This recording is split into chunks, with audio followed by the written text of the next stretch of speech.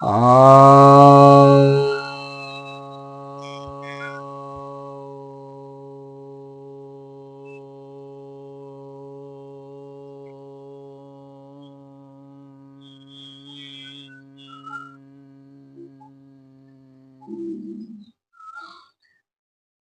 सभी भक्तजनों को सप्रेम नमन। तो आज आपकी जिज्ञासा का समाधान लेकर आया हूँ। एक जिज्ञासा यह आई है कि पापात्मा और पुण्यात्मा के मध्य प्रकृति किस विधि अंतर कर दंड या पुरस्कार देती है।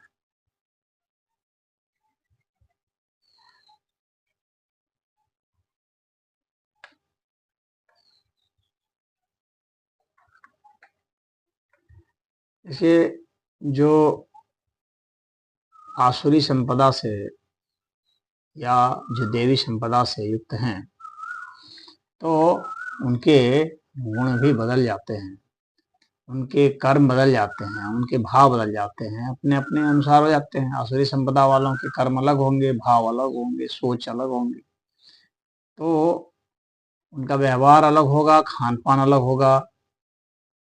उसके हिसाब से ही उनके भीतर में बीमारियों के प्रति जो है रेजिस्टेंस भी अलग होगा, इम्यूनिटी अलग होगी और ससेप्टेबिलिटी भी अलग होगी। कौन किस बीमारी से पीड़ित होगा यह उसके आत्मबल और मनोबल के ऊपर भी निर्भर करता है,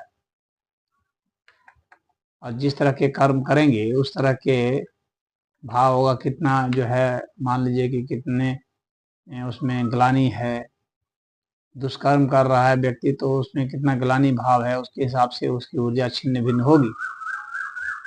आंतरिक ऊर्जा, बाहर से व्यक्ति रष्ट पुष्ट लग सकता है, लेकिन आंतरिक रूप से टूटा हुआ व्यक्तित्व तो होता है। तो अब वो अपने कर्म भाव विचार के हिसाब से ही तो वह परिणाम पाएगा। यह तो एक तरह से स्वतः स्फूर्त व्यवस्था है। प्रकृति में यह व्यवस्था स्वतः स्फूर्त है, क्योंकि उसका वैसे ही से रिएक्शन होगा और उसके वैसे ही परिणाम आएंगे। तो जो पापात्मा लोग हैं, इनका मनोबल तो गिरा हुआ रहेगा। ये अंदर से हताश निराश लोग होते हैं, जो दुष्ट स्वभाव के लोग होते हैं। तो जाहिर सी बात है कि इनकी ऊर्जा खंडित रहेगी, हर समय चिंता अवसाद ग्रस्त होंगे, चैन से सोएंगे नहीं, नींद नहीं आएगी ठीक से। तो इम्यूनिटी तो गिरनी है ना उसके अनुसार, तो रोग भी उसके अनुसार हो जाते हैं।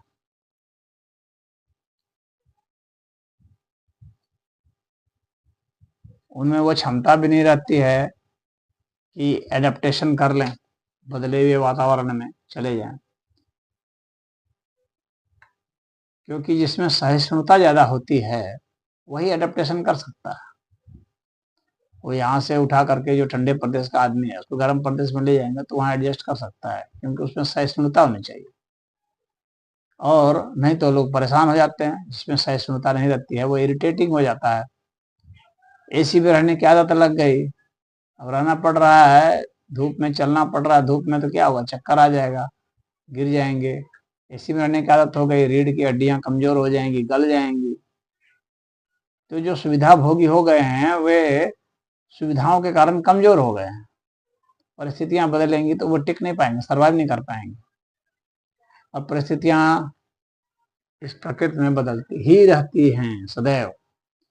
तो जाहिर सी बात है कि उनका टिकना बचना जो है बाहरी वस्तुओं पर निर्भर करने लगेगा। उनके अनुसार बाहरी वस्तुओं में शोध हो जाए, तो उनके लिए उपलब्ध कराया जाए तो टिकेंगे, अन्यथा वो तड़प तड़प के मर जाएंगे। गर्म प्रदेश में जो लोग रह रहे हैं, अब वहां ठंडी एकाएक आ गई तो वो बर्दाश्त नहीं कर पाएंगे।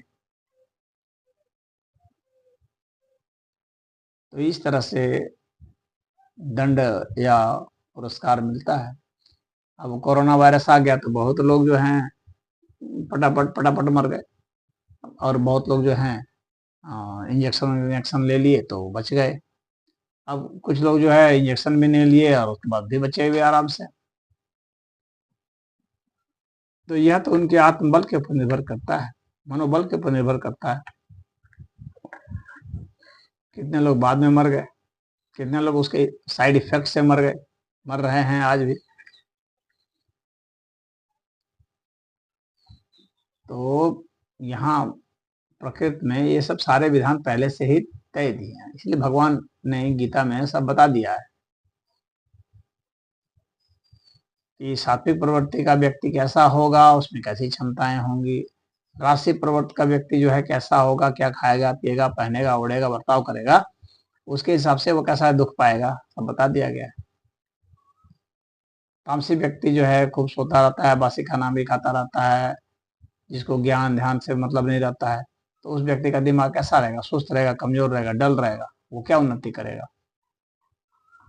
तो पहले से तो ये सब ये बताया हुआ है हम लोगों के शास्त्र में कि वो किस प्रकार से वह दंड पाएगा।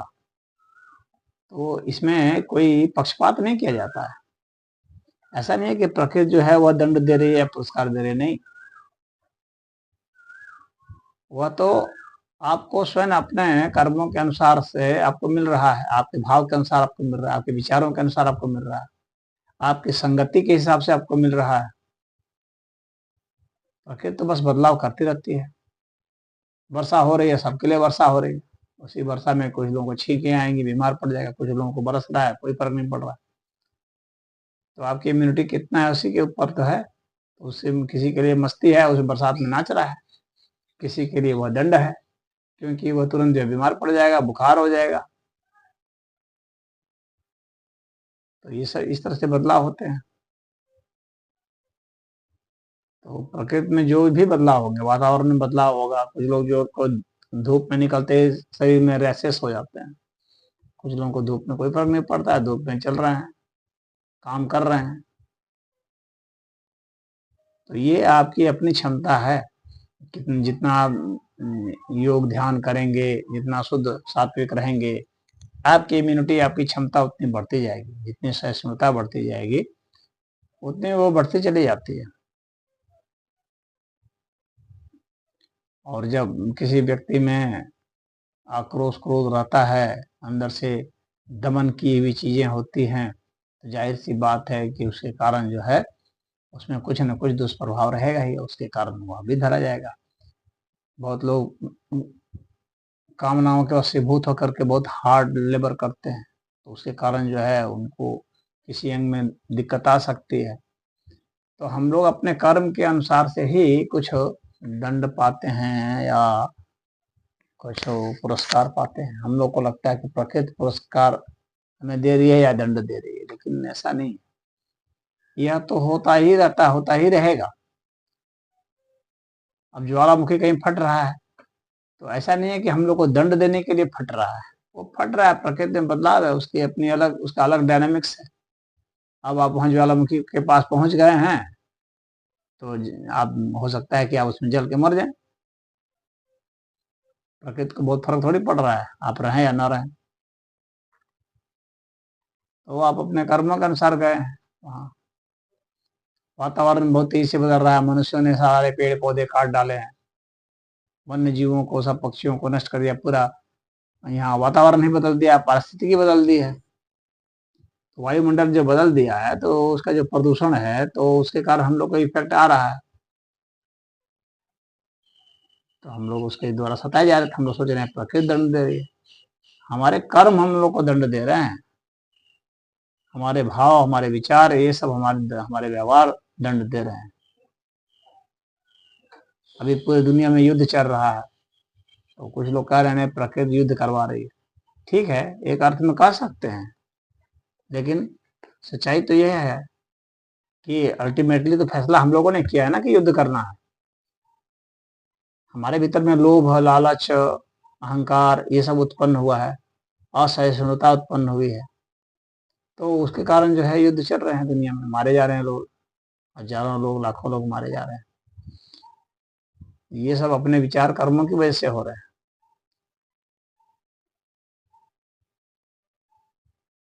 और अच्छे विचार हों, ऐसा मैं नहीं कहना चाह रहा कि आपके विचार अच्छे होंगे, आपके भाव अच्छे होंगे तो आपके ऊपर जो है वह अब नहीं मरेंगे कभी, ऐसा थोड़ी होगा।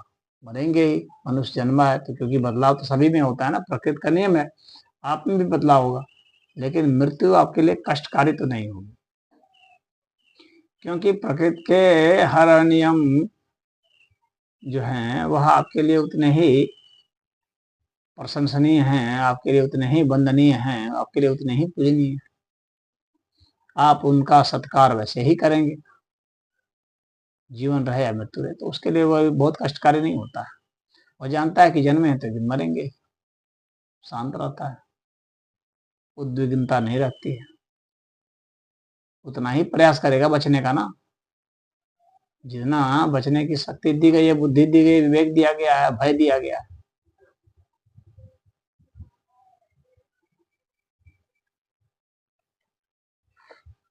तो ये जीवन क्या है, एक संतुलन है।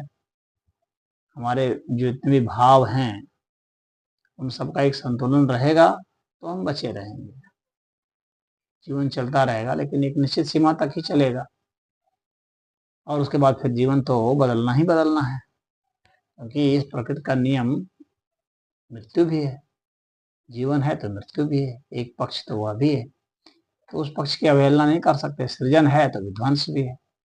सृजन और विध्वंस दोनों को ही समान रूप से हमें स्वीकार करना सीखना होगा।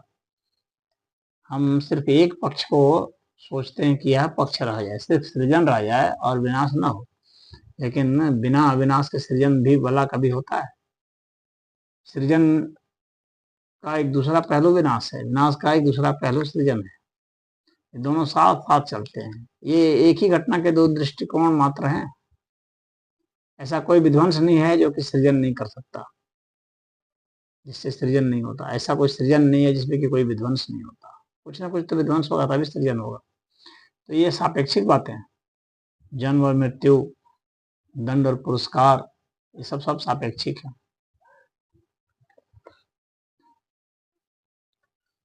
तो प्रकृति के नियमों को हम जितना समझेंगे बारीकी से, जितना संतुलन बनाने की कोशिश करेंगे, जितना कम से कम ले करके अपना जीवन सोचेंगे कि जिए, उतना ठीक है। और जितना ज्यादा दोहन और शोषण करने की कोशिश करेंगे, उस प्रवृत्ति से हम उतने ही अतृप्त, वासनायुक्त हो करके, और जितने भी विध्वंसात्मक चीजें हैं उन सबको हम अपने भीतर उत्पन्न करते चले जाएंगे, और समाज में उसे फैलाते चले जाएंगे, और अपने भी नष्ट होंगे, औरों को भी नष्ट करेंगे। इस नियम को हमें समझना पड़ेगा। इसलिए हमारे ऋषि मुनियों ने बराबर जो है पारिस्थितिकी का संतुलन बनाने की बातें की हैं, उसको हमें भूलना नहीं है। बहुत ज्यादा धनी बनने का मतलब क्या है? बहुत ज्यादा सीमेंट इकट्ठा कर लेना, बहुत ज्यादा लोहा लकड़ इकट्ठा कर लेना, बहुत ज्यादा प्लास्टिक इकट्ठा कर लेना, बहुत ज्यादा शीशा इकट्ठा कर लेना, यही सब ना इकट्ठा, इसी को ना धन कहते हैं लोग। तो इसको बहुत ज्यादा जब आप इकट्ठा कर लेंगे तो क्या होगा? इसके बोझ तले आप मर जाएंगे। जितना ज्यादा आप कृत्रिम होते जाएंगे, जितनी चीजों को आप अपने अधीन करते जाएंगे, तो आप तो उनको अपने अधीन करेंगे, वे भी आपको अधीन कर लेती है। जिस चीज को हम बांधते हैं वह चीज भी हमें बांधती है। हो सकता है कि आपको बंधन नहीं दिख पा रहा हो, जैसे कि आपने एक घोड़ा लाके बांध दिया अपने यहाँ, तो घोड़ा की रस्सी और उसका अस्तबल वहां तो दिख रहा है कि बंधा हुआ है, लेकिन आप भी बंध चुके हैं उससे, भावनात्मक रूप से, दिमागी रूप से। वह आपको नहीं दिख रहा है, क्योंकि अब आप जहां भी रहेंगे आपको अपने घोड़े की चिंता रहेगी कि वो कैसा होगा। भाई पैसा लगाए हैं उसमें, खरीदे हैं, तो चिंता रहेगी ही। तो आप भी बंध गए वहां से। तो ऐसे ऐसे मान लीजिए आपने घोड़ा भी खरीद लिया है, गायें भी रख लिए हैं, कुत्ते भी रख लिए हैं, तो इन सभी की चिंता आपको घर जाएगी। जितने ज्यादा सामान रख लेंगे उतने सामानों की चिंता भी कर जाएगी, और उतना ही आप और अतृप्त और परेशान हो जाएंगे, उतना ही दुखी होते जाएंगे। इसीलिए संसाधनों को बहुत ज्यादा बढ़ा बढ़ा करके लोग सुखी आज तक नहीं हो पाए, सिर्फ अपने को दुखी करते गए, क्योंकि वे यह नहीं सोच पाए कि हम जितने चीजों को अपने अधीन करते जा रहे हैं अपनी सुरक्षा के लिए, उतना ही ज्यादा हम भी उनसे बनते जा रहे हैं, हम भी उसके अधीन होते जा रहे हैं। तो यदि आप किसी को गुलाम बनाते हैं तो अपने अंदर करते हैं, तो आप भी उससे गुलाम हो जाते हैं। आपको अपनी गुलामी नहीं दिखती है, बस इतना ही अंतर है। और जो विजनरी होता है वो देख लेता है दोनों तरफ की गुलामियों को, कि आप कितने सामानों पर निर्भर हैं। आप एसी पर निर्भर हैं, फ्रिज पर निर्भर हैं, कूलर पर निर्भर हो गए हैं, कार पर निर्भर हो गए, हेलीकॉप्टर पर निर्भर हो गए, हवाई जहाज पर निर्भर हो गए, आप सब निर्भर हो गए। अब निर्भर हो गए हैं, आपको सुविधाएं दिखती हैं, लेकिन आप उन सुविधाओं की वजह से बंध गए हैं, आप उनसे आप बेचैन हो जाते हैं अगर वो नई सुविधाएं नहीं मिलती हैं। और उसी का इफेक्ट, वही तो इफेक्ट है, और उसके कारण ही मनुष्य का जीवन त्रस्त होता है। तो इसीलिए एक संतुलन बनाना पड़ता है कि सुविधाएं उतनी ही हो जितना कि समाज के कल्याण के लिए जो सुविधाएं हो सकती हैं, और आपके अपने सर्वाइवल के लिए जितना हो सकता है कम से कम वह, और अधिक से अधिक करेंगे तो जाहिर सी बात है कि आप और उपद्रव करेंगे और मुसीबतों को बुलाएंगे, तो वो दंड पाएंगे, उसको आप दंड कह लेंगे। तो जो आप सोचते हैं कि पुरस्कार है, वह एक अर्थ में दंड भी सिद्ध हो जाता है। इसीलिए मैंने कहा कोई ऐसा विध्वंस नहीं है जो सृजन नहीं करता है, कोई ऐसा सृजन नहीं है जो विध्वंस नहीं करता है, कोई ऐसा दंड नहीं है जो पुरस्कार न बन जाए, और कोई ऐसा पुरस्कार नहीं है जो कि दंड न बन जाए। तो इसमें इतना ही। हरि ओम।